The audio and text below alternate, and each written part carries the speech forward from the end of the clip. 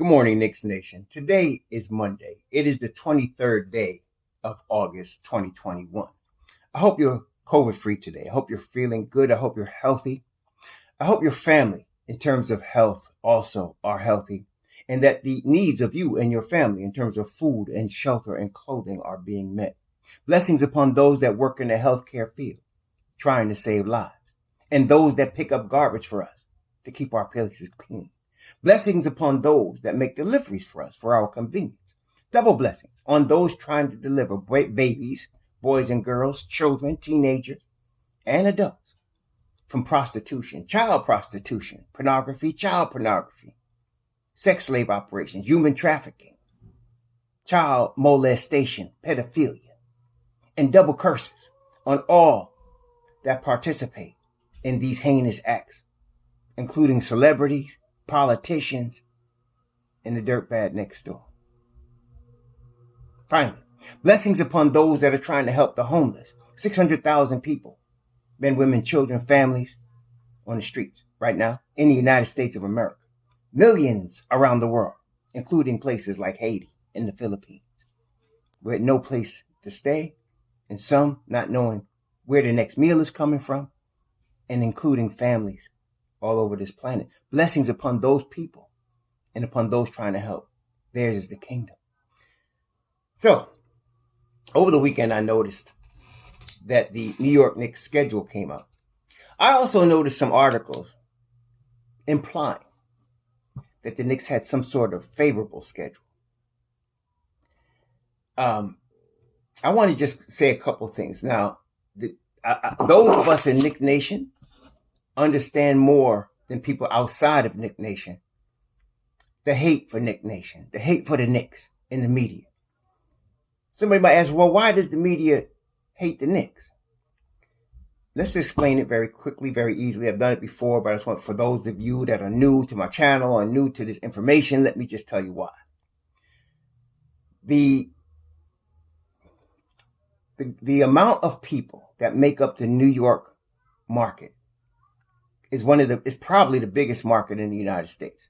Okay, so you're talking about New York, New Jersey, you're talking about Long Island, you're talking about upstate New York, we're talking about upstate, talking about like maybe Westchester and going further from outside the Bronx, talking about Connecticut.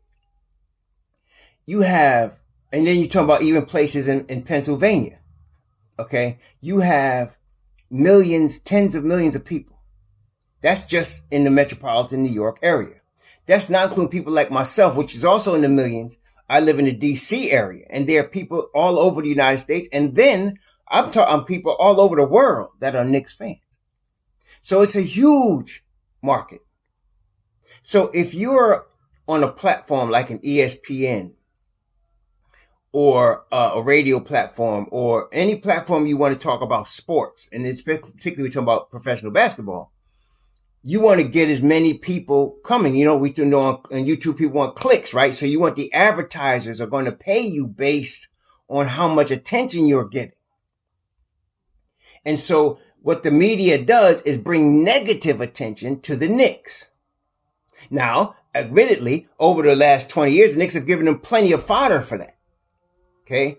And so they get plenty of attention, and that way you get plenty of people coming back at them because the Knicks Nation wants to come back and answer the critics and defend their home team. And so that creates the synergy for the advertisers to advertise and for people to get them paid. So the Knicks have been used in that regard to get paid versus somebody like LA, who also is a big market, not as big as New York, but they're a huge market, right? They're right below us, but they've been glitzy, so they had Magic Johnson and Kareem Abdul-Jabbar back in the day. They had Kobe and they had Shaq, and now they got LeBron and they glitzy. And so to build up that team is good for ratings. Okay. So it appears to me that what the NBA is doing is trying to push the Knicks back. I know everybody says New York is good for the NBA, and it is. A successful New York team is good for the NBA. But I think it's a combination of, really, y'all gonna think I'm crazy, but there was a time when the Knicks were winning the championship, the Mets were winning the World Series, the Jets were winning the Super Bowl.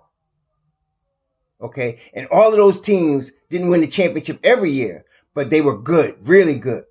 Maybe there was a lot of arrogance in New York at that time. I mean, honestly, I was a little kid, but I didn't think there's any place else in the world but New York. To me, any place else was a foreign country. Like, where you from? And somebody said Connecticut. I said Connecticut. One of my friends say tea and crumpets. We used to make fun if you weren't from New York. So maybe, and I was a little kid, so I can imagine, maybe people had that and people haven't forgotten that. And then, of course, there's the hatred for James Dolan, the New York Knicks owner. And I'm not saying Mr. Dolan hasn't messed up, but who has been perfect? Okay. But so I think all of that. And then, of course, there's the beat writers in New York that have jumped on the bandwagon with hatred toward New York.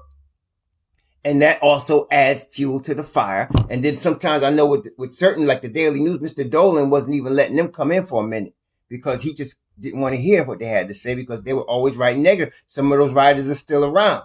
Some of them still with Daily News, some with other places. So you still have that. And I think the NBA is playing off that when I looked at the schedule.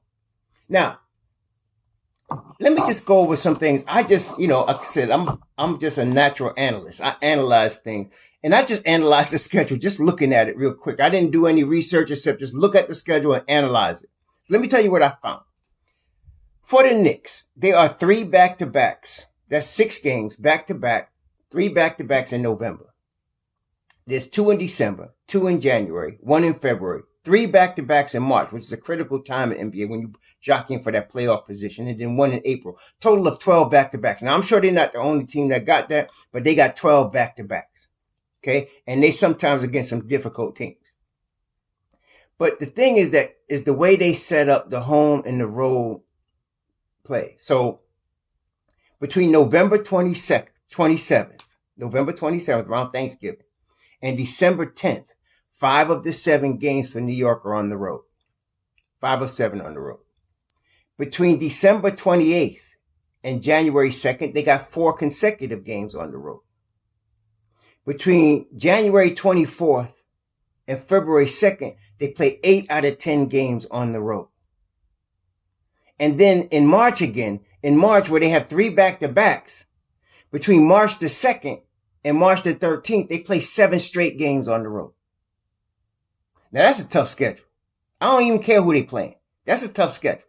Okay? So for the Knicks, with the Knicks schedule the way it is, I'm going to say this.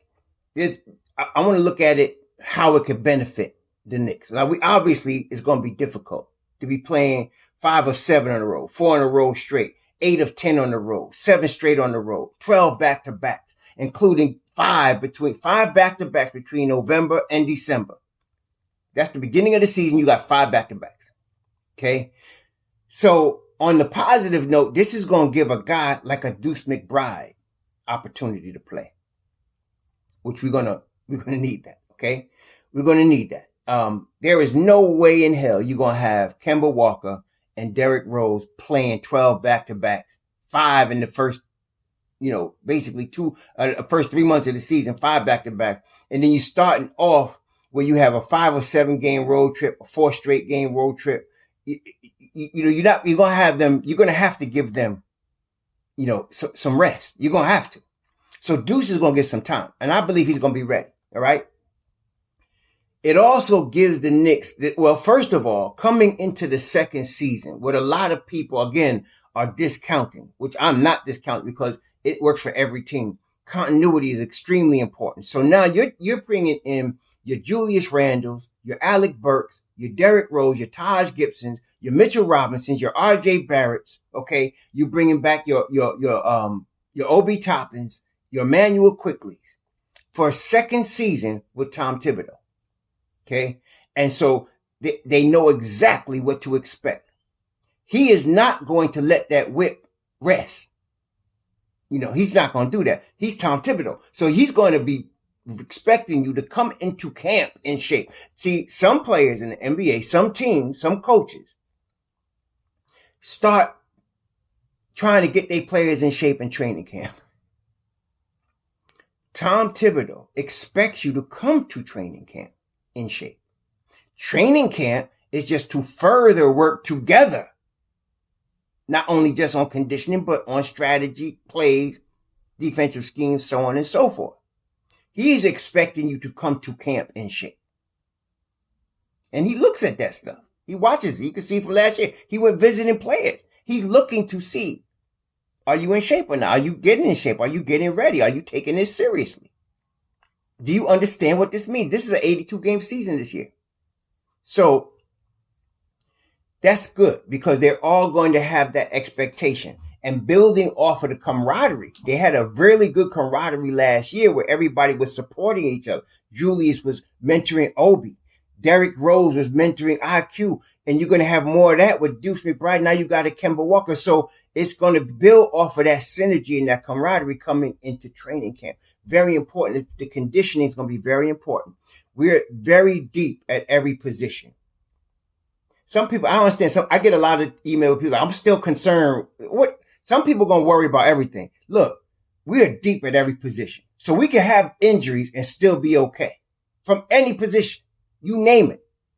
We can have injury at the small forward spot. RJ can get hurt. We would not miss a beat with Alec Burks. We would not miss a beat. We still got Evan Fournier. We still got IQ. We still got Quentin Grimes. We're not going to miss a beat. We still got Dwayne Bacon. We're going to talk about, they just signed MJ Walker as well. Another Florida State product, to the training camp. So I think they now have, they can have 20 people come into training camp. I think they got at least 19 now.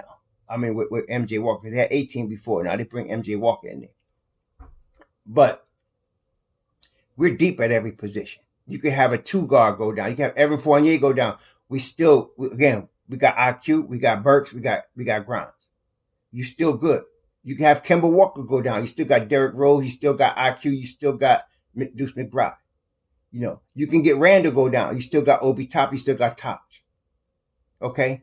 You can get Mitchell Robinson hurt. You still got Nerlens Noel. You still got Taj Gibbons. You still got Jericho Sims.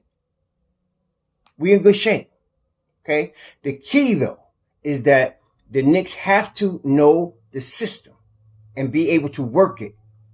This is where continuity comes in. Coming back from last year, they know what to expect. Tom obviously is going to add some new wrinkles because he got some more offensive players that he did not have last year. So he's going to add some new wrinkles to get them in their best position to be successful. Okay. We're expecting players to try to take that next step. We expecting Mitchell Robinson to be healthy. If he's healthy, a healthy Mitchell Robinson, we would have beat Atlanta last year. I'm telling you. And that's without a point guard. All right. A healthy Mitchell Robinson, we would have beat Atlanta. But you bring Mitchell Robinson healthy, and it looks, from all reports, looks like he's really working to come back strong. This is a contract year for Mitchell Robinson. Okay. Homeboy, what's his name? Homeboy, another center just signed like 4 years, $50 million. Who is that? Robert Williams III. And I like Robert Williams III on Boston. He's a good center, man. I liked him coming out. I told you I liked him coming out of Texas. But I'm gonna tell you, he ain't Mitchell Robinson. And so I always tell you the market for Mitchell is that 4 years, $50 million range. So I don't know if they're going to extend him, during the season. They should, or they might wait to the end of the season. I would try to get him signed now, but he's in a contract year regardless. So he's gonna come back. He's gonna come to play. So we expect him to take that next step forward. We expect RJ to take that next step forward. RJ gonna take a next step forward, right? We're gonna see more clearly what his ceiling might be. We really don't know yet. He's been improving each year. We know his strengths. He's a bully ball dude. He shot 40% from 3 last year. He's improving on his 3-point shot. He's always been a good defender. He was a rookie, played rookie, stupid defense, and especially under Fizdale. But now he's gotten a lot better under Thibodeau. I expect that to take a step forward for him. He's 21 still. He's still a kid, but he's going to be good. RJ is going to be okay. We're looking for him to take that next step forward. I really am looking for a big step forward from RJ Barrett this year. And then, of course, you got Evan Fournier, who is just embracing the city. He's from France. He probably lived in Paris and stuff, traveled all over the world. And so he's just embracing New York. I think this is going to be a good fit for us with him as long as he stays healthy. It's going to be good. So we got that. Then, of course, there's Kemba. Then, of course, there's D Rose. Then, of course, Obi Toppin, based on the summer league, we're expecting him to take a step forward in terms of minutes. Now, for me, I've seen a lot of articles and writings and criticisms about Obi from last year. To me, the bottom line with Obi last year, he was a rookie trying to learn defense, number one. Number two, he wasn't getting no minutes. You can't expect somebody to show anything with 10, 11 minutes a game. So hopefully he gets, like you saw in the summer league, he was getting 30 minutes. And even then he still can show improvement, but he was averaging 20, and 8, playing 30 minutes a game. So, and I know it's just a summer league, but listen, I think Obi could do that against anybody. Really. So if you could get him 20 minutes, I think you'll see a lot better Obi Toppin just all around. Of course, there's things he can improve still. He needs, to me, he first of all, he needs a point guard. Well, we got one. We got a couple. We got a couple. Kemba, D Rose, Deuce. We got point guards that to give him the rock. So he needs a point guard. Number two, he needs the minutes. We just talked about that. Number three, the point guard needs to give him the ball when he's running the floor. Obi's really good, as you know, at running the floor. And Deuce was really finding him on those court length passes in the summer. I think that could continue. 4, Obi has a low post game. He's just not getting the ball in that spot. When he does, he's going to be a problem. 5, he needs a mid-range.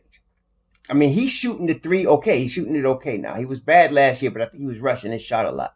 If he can calm down his shot, I think he'll be all right with the 3-pointer. I think we can get a 36 to 38%, even 40% 3-point out of him.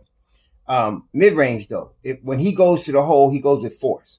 And if he can jump and pop on a mid-range, which I wouldn't suggest stuff like that unless I believed he could do it. And I believe he can. I believe he has that talent.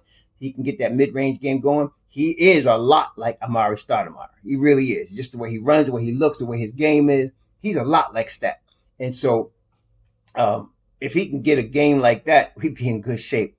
Like I said, I like to say Stat had a Hall of Fame point guard when he was in his prime. So that's a huge, huge thing. All right. Now, hopefully, Obi has a Hall of Fame point guard. And he's Obi gonna be 24 in March. So he's a little bit older, but I'm expecting him to be all right. Then, of course, you got the rookies, Grimes and McBride, that are going to, I believe, push for minutes, especially Deuce.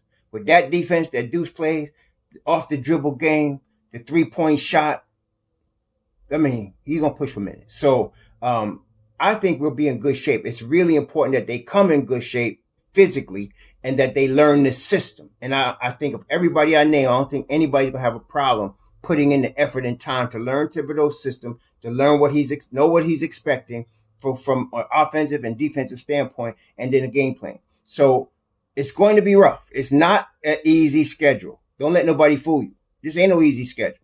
But it gives the Knicks a chance to, it's going to push you. It's one of those situations where you get put in the pressure cooker, and if you survive, you're stronger. Okay? I don't think the Knicks are going to crumple.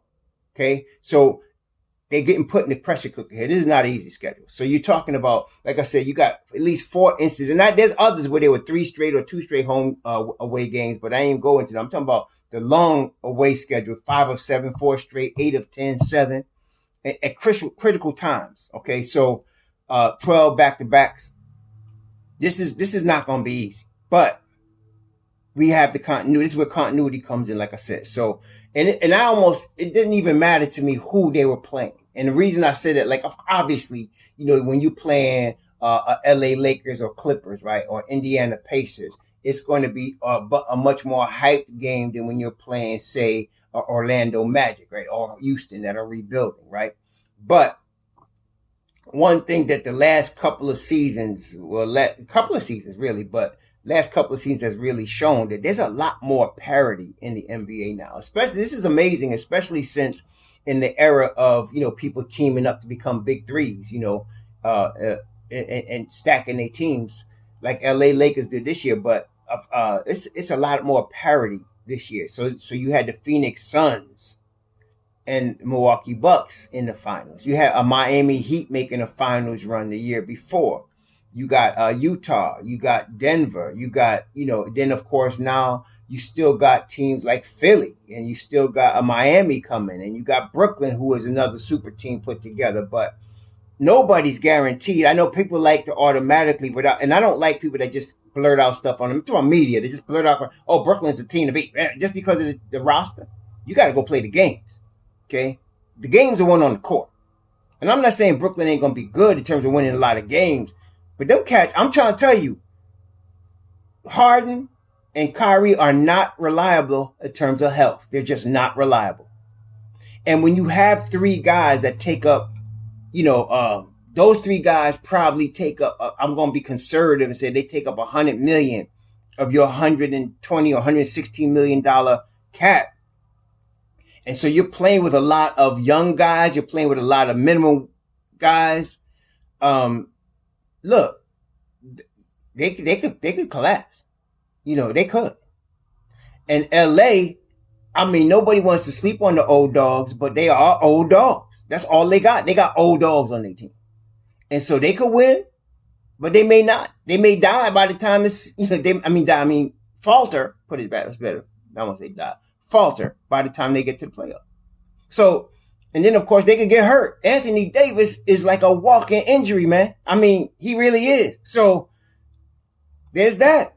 There's a lot of parity. So with that in mind, I said all that to say you can't take nobody lightly. No, every game for the Knicks is a big game. Every game.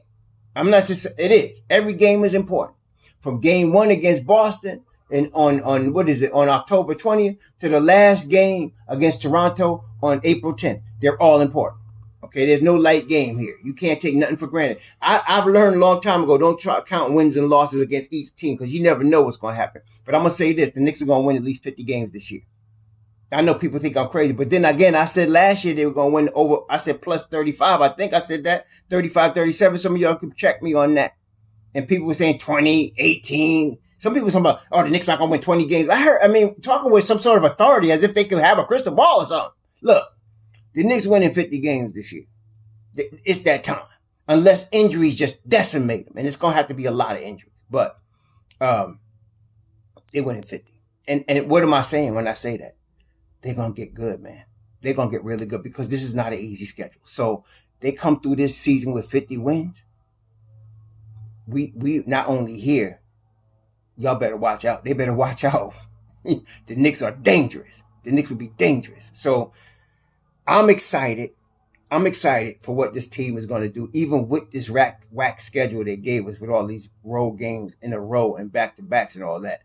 I'm still excited for our Knicks. So I'm expecting Deuce McBride to show up.